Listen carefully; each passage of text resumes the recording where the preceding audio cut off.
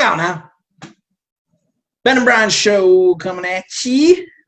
We are going to do the top 10 tight ends this time. PPR Standard League.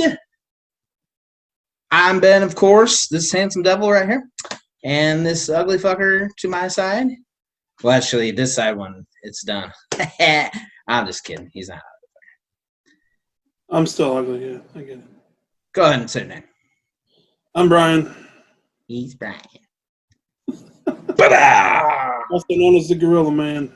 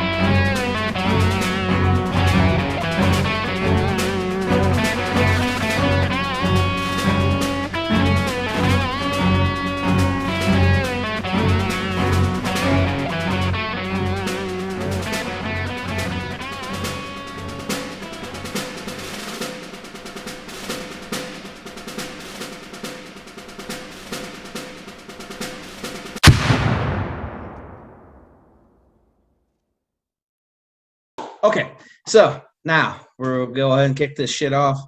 I'll start out first this time since he did the wide receivers first last time. And I'm going to go ahead and go with my number 10. And that is Greg Olsen, Seattle. Granted, Greg Olsen's always been injury prone in Carolina. It might not change that well in Seattle. They do have some pretty decent guys around him with Disley. But knowing that Russ loves to throw to his tight ends, I see him making a leap back to the top 10 and being in the 10th place. That's a crazy, prediction. I think that might be a sleeper, but I don't know. It'd be tough to go that far for him anyways, but let's see. I'm doing kind of like a little bit outside the box pick. Who hate is what you is. Hate it. Just kidding. I don't give a fuck. So anyways, I'm going to go with Noah Fant. And the reason why I think he's going to be – he started coming along a little bit better towards the end of the last season. If he can work on his not – jumping off sides or holding calls against him. I think he's going to have a breakout season this year. It might be putting him up there. I think me being a Hawkeye fan and him, being a Hawkeye alum, I think that's where a lot of it kind of like I'm a little bit of a homer on that one, but just the fact that I think he's got the quarterback, and Jake Locke that can get him the ball. He can definitely – he has really great hands and stuff, and he can have separation from the defenders. So I actually think that Noah Fant's going to have a breakout season. I think he will be a top 10 tight end this year, and sky's the limit for that kid. All right. So my number 9 is Eric Ebron. He got traded to Pittsburgh last year. I think he kind of fell off only because, look who they had for quarterbacks. Granted, I'm not really high up on Big Ben much lately, but Ben is better than fucking old Helmet Head and the Duck Commander. Also the fact that they only still have Juju as their number 1 receiver. I think Ebron gets a lot of targets with Big Ben, and that's why I have him number 9. Yeah, that's a pretty good pick. I went with Austin Hooper. Coming out of Atlanta, he was a really good target for Matt Ryan last season and many seasons before that. I think that him being there has a lot of veteran leadership, and he's going to show a lot of the younger kids because, you have Joku or whatever, how you pronounce his last name, there still. But I think he's going to take over the number one position for the tight ends for the Browns, and I think that he will probably help guide Baker Mayfield in becoming a better quarterback and getting a little bit better reaction time and stuff. So I think he's going to break out as a pretty decent top 10 tight end this season. See, that's why I don't have him in the top 10. I'm going to go back with my same reasoning with the receivers of Odell and Jarvis. Austin Hooper is good, but Baker Mayfield sucks. I can't get on that guy, man. I can't get on the Browns because of him. You seem to have high hopes on him again. I think you're falling for that same old rap that happened last year. Same old song and dance. I was against them last year because, I always said, everybody looks good on paper. They had what looked like a Super Bowl caliber team last year, but you just have too many divas on one team, and it's hard for chemistry to set in. So I think one year, they're all together and everything, and I think they're going to start getting more well-equipped with each other, and I think that's going to help Baker Mayfield's confidence later on too. See, I had Browns pretty high, and it's just even if you say with all the divas, I thought they got probably fine, but minus Myles Garrett going off the hook and blasting the old boy in the head. But you see, they have the one glaring hole, and that's their number one quarterback. Yeah.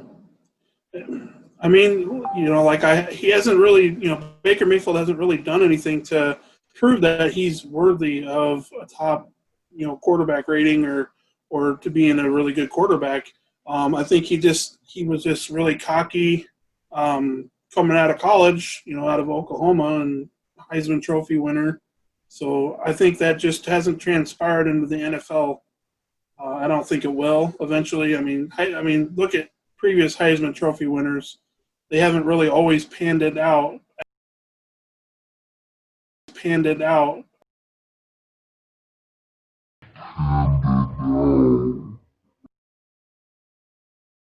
Quarterback-wise for most teams. So that's why, you're right so far. He hasn't been worth a shit. So maybe this is a proving season for him to show up and show out. Well, if he doesn't prove his ass, then they're going to stick in old Case Keenum and see if that guy does a Cleveland miracle like he did in Minneapolis, a little Minnesota miracle. Yeah, could be. But all right, are we on my number 8 now? Yep, number 8. Okay, you just did your 9. All right, my number 8 is your number 10, wasn't it? Yeah. My number 8 is Noah Fant. Yes, I'm being homer. I'm glad I'm not the only one. I'm glad I'm not the only one. And that's the thing. Here's the thing. Look at who you're wearing right now, George Kittle. I picked George Kittle his rookie season, and every fucking year after that, he was my number one. Between first 3 picks, I was always grabbing him. And they're like, "Why the hell are you picking him up so damn early?" And then he showed out just as well as most people do. So, and that's why I'm thinking Noah Fant's going to have the same. Eventually he's going to get to that same caliber as George Kittle. Yeah, to be on your point before, if he cleans up his mistakes, he's athletic as hell. He was very athletic in Iowa, and he's got a better quarterback in not Jake Lock, but Drew Lock. Was it? Did I say Jake Lock? My bad. Okay, but yeah, he's athletic. He cleans up everything in sophomore season. He's got the first year jitters at him, the rookie jitters out. I think that he makes the leap. But yeah, maybe we are homers with this, but I don't know. We'll see. Well, if we were true homers, we would have put T.J. Hawkinson in our top 10 too. So, and I didn't put him up there because of that bad injury he had last season. Yeah, I don't have him either. But you go ahead with your number 8. Okay, my number 8, I'm going with Jared Cook for the New Orleans Saints. He's been pretty reasonable, pretty decent, tight end over the last few years. Kind of had a wasted seasons down in Oakland, so I think he's finally getting his rhythm again with a decent leadership as a good quarterback for Drew Brees. So I think his numbers probably won't be like majorly good, but he'll definitely, because like you said too, with having Michael Thompson and Emmanuel Sanders probably being a lot more. What I say? Michael Thompson. Michael Thomas. Thomas, I said, dummy. My You bad. said Thompson. It's been a long day. I was just gonna troll your ass every video, you know that. Whatever. So, but with those two being on the team, they're going to get a lot of double coverage, so he's going to be open for quite a bit of reception. So that's why I got him at my number 8. All right. So my number 7 makes the leap this year from last year. And this touch bases off of your wide receiver leap. And my tight end leap is Jack Doyle for the Indianapolis Colts. Because of the fact that also Philly Rivers likes to throw to his tight ends too, just like Russ. So we're gonna see a lot of targets his way, a lot of more catches, a lot of more touchdowns, just a lot more overall everything. We're gonna see a pretty good Colts team this year. I'm pretty confident in it, and I'm pretty sure it's not gonna be the same as having the confidence in the Dookie Browns, because it's the Dookie Browns. The Colts weren't bad last year with Jacoby Brissett, and Philip Rivers is going to be fucking phenomenal there. He's got some protection finally. Maybe he'll stop having kids now that he's got some protection to believe in. But Jack Doyle, my number 7. Pretty good. For my number 7, I'm going with Hunter Henry. He was really good for the Chargers last year with Philip Rivers there. Whether or not he's going to have the same kind of connection with Herbert, but that's to be determined or whatever. So Depends on if it's Herbert or Tyrod Taylor starting. I think they'll probably end up with Tyrod Taylor first starting out, but I say by week 3, Herbert's going to move in and or Colin Kaepernick. Oh, I knew you were going to say it. No, I think I don't see him ever coming back. To be honest with you, he's washed up and shitty anyway. So, but yeah, I think Hunter Henry is going to be pretty decent.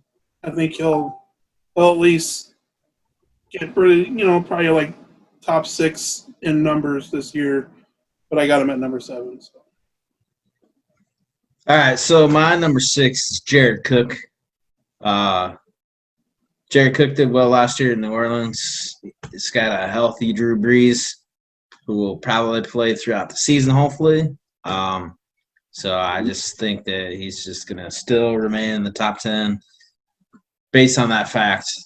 I mean, granted, yes, like I said, Michael Thompson, just to fuck with you. Michael Thomas and Emmanuel Sanders are there too. I think they just take them down, and just the red zone, I think they'll hit Cook quite often just because he's a big-bodied guy. And I don't think I said they'll be looking at Thomas in the end zone. I don't think I said Thomas and I think I said because they have Michael Thomas and Michael Thompson and Emmanuel Sanders probably. Nah, I thought you said Thompson. I could have sworn you said Thompson. Oh, maybe I'm just ready to troll your ass and I'm just hearing shit. Maybe I am. Well, I guess the video will reveal whether or not I fucked up or not. Hey, it's live. It's not like I could fucking, It's trolling time, buddy.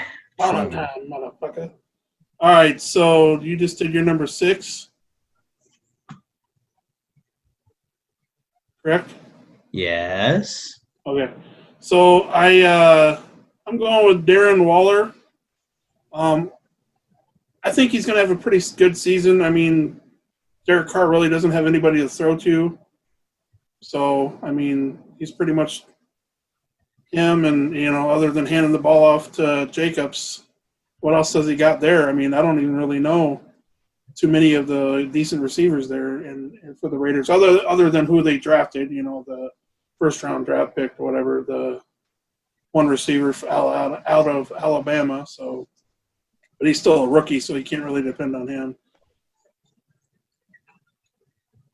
All right, so my number 5 is quite a change, quite the not because he's going to be jumping in the top 10.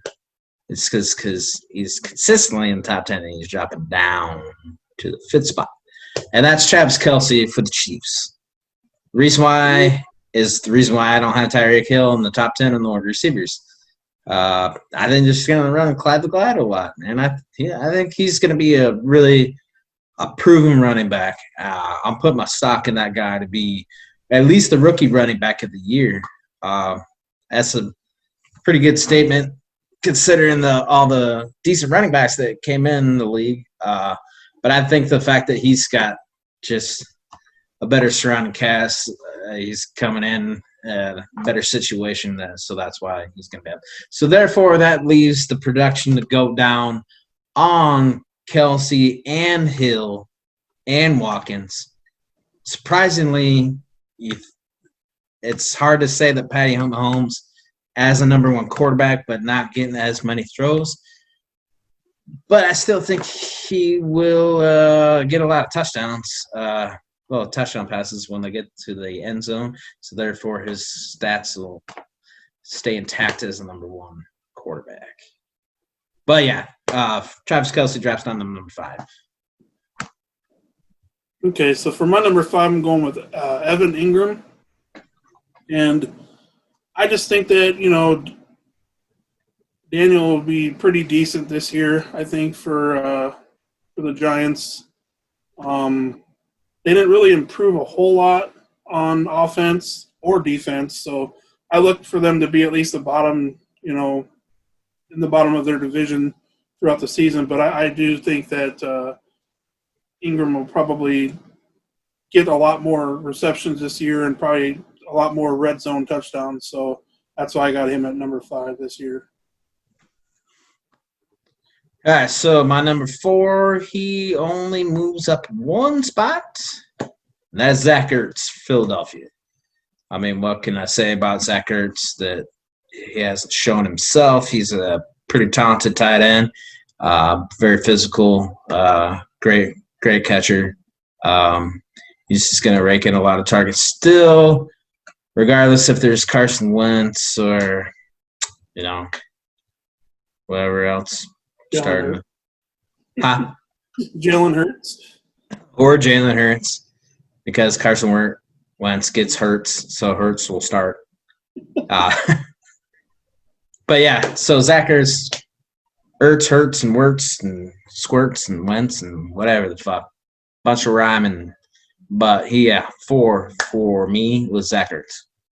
Mine, number 4, is also Zach Ertz. Basically the same thing you just said. Like, he's going to get a lot of targets this year.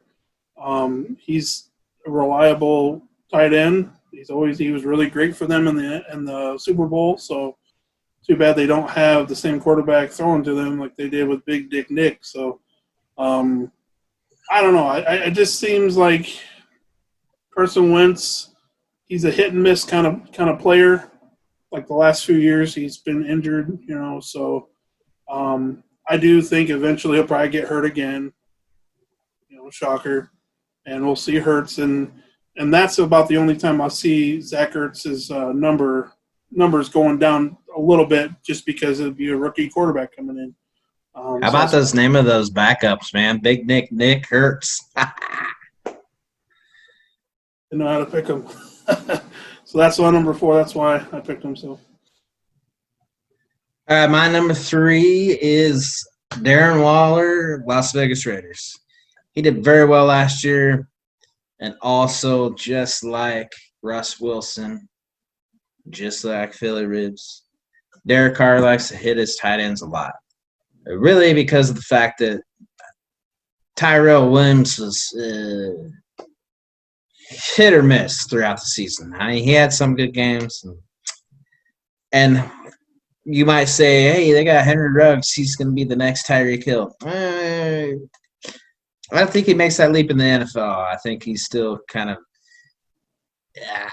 I mean, Tyrell didn't do so hot last year, so I don't know. It's hard to say if Ruggs will be a wide receiver 2 in Las Vegas. He might battle it out, but barely because he doesn't have much strong competition with Tyrell Williams. But outside of Josh Jacobs running down people's throats, getting another 1,000-yard season, I think Carr has to throw it to somebody at some point, and who better than Darren Waller? That's crazy. You got him at number 3. But I agree with you. I mean, I should have him. I don't know. I think 6 is kind of like a fair assessment of him this season. So, new stadium too, new city. I mean, the expectations aren't usually very high for teams going into their new stadiums and whatever not. But with my number 3, I picked Mark Andrews, and mainly it's because I think that they're going to try to. I don't know. They're going to probably try to run the ball a lot more this season, and I think he'll be a fairly good tight end for them, to throw the ball to this season. So I think Hollywood Brown will probably get a lot of receptions this year for receiver-wise, but I do think that Andrews will probably have quite a few targets in the red zone, and you just can't – I mean – it's hard to determine, what Lamar Miller is going to do. Lamar Jackson. Sorry. See, I caught myself on that one though. But Jackson, I don't know. Like, will teams figure him out? Will he fucking be durable for the whole season this year? I mean, it's just a lot to ask. I don't know for sure what exactly is going to happen. So, but I still have him as my top 3 tight end this year. Yeah. So. My number 2 is your number 3, Mark Andrews. I think he does well this year. Like you said, they're going to run a lot. But I think the fact that they're going to run a lot, but less. You know what I mean? They're not going to do that run pass option very much. They're going to try first couple of games, and they're going to get schemed against, and they're going to figure out Lamar Jackson, and he's just going to have to actually throw it. And they're going to run with, obviously, J.K. Dobbins and Mark Ingram, too. But I see old Marky getting a lot of catches, a lot of targets. So that's why he's my number 2. And, with Jackson, I don't know. I don't know if, if they figure him out or whatever, it's just his scheme is like – the one thing that I heard a lot of players say, if you make Lamar Jackson play quarterback, you can beat him, which is quite an insult for a quarterback to hear. So, and that was the same thing that we used to hear all the time against Ryan Tannehill. You make him play quarterback, he can't beat you. So, my number 2. I'm going to go with Travis Kelce. I know you have him at number 5. My main reason why is because he still is a really good red zone player or whatever, and he's also a really good chain mover. He's constantly moving the chains for the Chiefs. He's a clutch player. He can definitely. Yeah, he's a big body, so he can push people around and get the ball. Go up and get the ball, whatever. So, I still have him at number 2. I think his numbers will probably drop, like you said, but not as much as what you're thinking. So I think he still probably is in the top, 3, whatever for touchdowns this year for tight ends. Are you okay? You having issues? I'm fine, buddy. Number 1, George Kittle, brother. That's my number 1. I had to hurry up and do that. I had to get that out of the way. Show off my jersey. Pretty fucking clean. Pretty fresh. I'm excited about this one. I'm a homer. 2 reasons why I'm a homer. Hawkeye fan, Niners fan. Kittle, who's seen less production as he did the year before. Last season kind of fell because he did a lot more blocking. That's the way it was schemed. I think with Hurd coming back, he's a big guy. And then Juszczyk, there's going to be a lot of extra guys to block to help Kittle get out in the open again, break away, make some catches, make some yards after catches, make motherfuckers jump on his fucking back and not tackle his ass. Because he's the baddest motherfucker. Because Stone Cold Kittle said so. Dude is one badass motherfucker, and that's also who I have for my number one pick. He exceeds everything when it comes to tight ends and any kind of players. Like, he is a true leader. He gets that team amped up. You know, like, his sideline, like, when you see him on the sideline, he's just, like, fucking just going up and just, like, headbanging whenever there's fucking music playing. Like, he's ready to fucking go. He's the type of tight end that I wish that the Dolphins would have, but you lucky some bitches got him, and live and learn, I guess. But yeah, like George Kittle, he's by far one of the best tight ends I've seen in the last 15, 20 years coming out of college football. You know, basically a regularly unknown tight end, and come out and play as well as he has been the last two seasons or whatever is unbelievable. And I honestly can think that they're probably going to be in the Super Bowl again next year because of his production. So that's my opinion on him, and can't beat the good old Iowa boy. Actually, that's also a good fucking point about him being a team leader. He's very, very good team leader. And he says Jimmy G's a pretty good team leader too. But yeah, Kittle can fucking fire up the fucking sideline. More like the silent leader. Like, he doesn't have to, raise his voice to be one of the guys. Like, they already have his respect.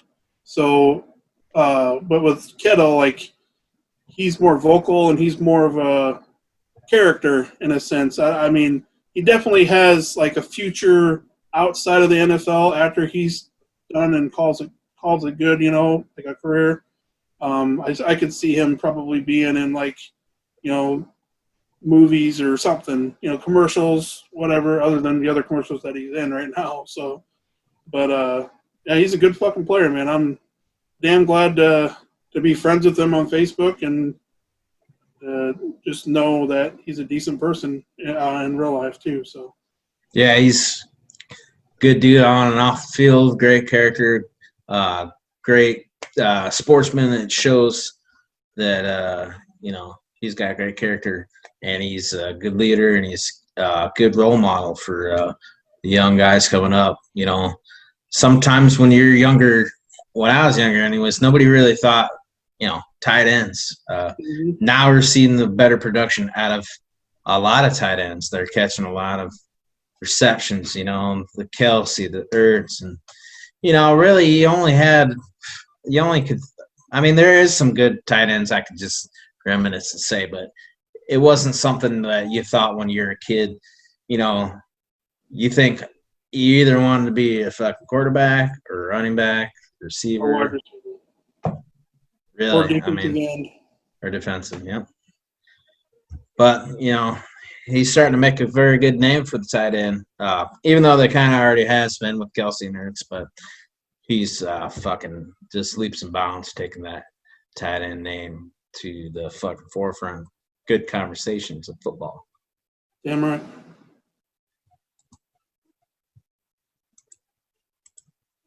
And with that concludes the show. We are going to come at you with the top 10 defenses here soon. If you guys have a different opinion about your top 10, go fuck yourself. Just kidding. Go ahead and write down your top 10 in the comments, or just say you guys are stupid as fuck. I don't care what you say. Like and share, comment. Stay tuned. Tell your friends about us. Nothing but good shit, I hope. But till then, we are Ben. And I'm Bryan. Show and we're fucking out. Peace.